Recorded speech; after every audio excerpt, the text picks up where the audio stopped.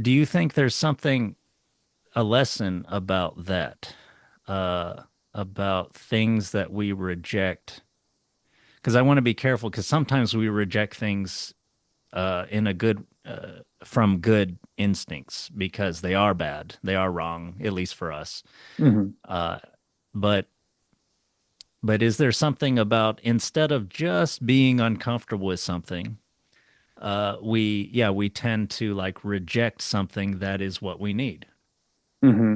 Hmm. Because to me, that seems kind of true. I feel like sometimes in life, you are repulsed by something that is like resonating with you in a way that you can't accept or something like that, Hmm. within or Hmm. without you. I feel like sometimes happens with people, with other people, sometimes obviously happens with things within ourselves. Yeah. Yeah.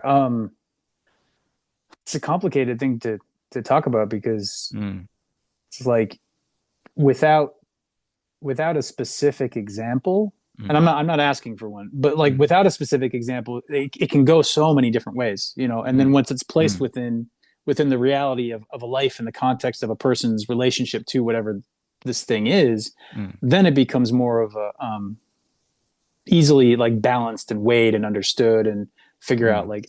But I guess one thing that's important is like there's definitely things we should push away in our life.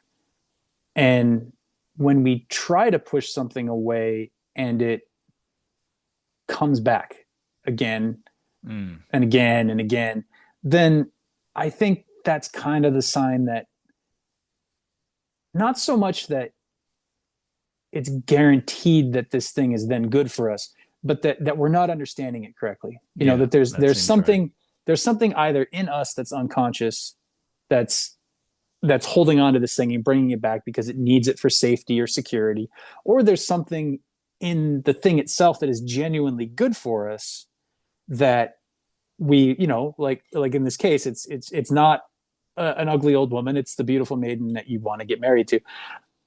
I get I get a little tweaked about the like.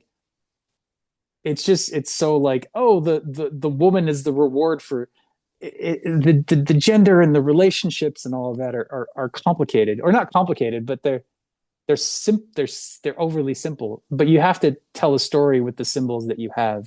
Mm, And so I just want to kind of acknowledge that like I don't we're not saying that like the woman is the reward, but more so it's just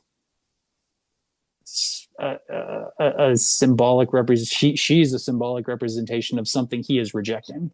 mm, And if they're going to end up married in that way, that marriage is a joining of things and it's sort of a new combined wholeness that wasn't there before. mm. You know, if you're working in a society where everybody just gets married and has kids, that's the metaphor you're gonna that's gonna appear in your mind to talk about it. Mm, But that's not to say that, you know, it couldn't be many other things as well mm, in a different context. mm. But yeah, if it's if it keeps drawing us back, I think there's I mean, if we keep being drawn to something we're trying to reject, there's two basic stories we can tell. One, reality in life is fucked up and we can never get away from our monsters and we're screwed. Or Yeah. two, or two, like this thing is happening to support me and my personal growth. And if it's uncomfortable and yucky, like maybe that's a sign that it's important growth because it's not going away and I don't seem to want to do it, but something wants me to do it. And what can I do about that? You know, how can I relate to this whole struggle differently? Yeah, that sounds like a good way of putting it. Like it's a kind of about your attitude, and the second one seems like a way to kind of start to explore rather than immediately, I don't know, adopt a negative, cynical kind of attitude about life, which implicitly blames reality and or at least is not taking responsibility for how you feel about things in your life. Yeah. Yeah, Yeah. that seems good. Yeah. And I think that, you know, especially given the sort of the you know trauma perspective that I take in the other podcast about this. Like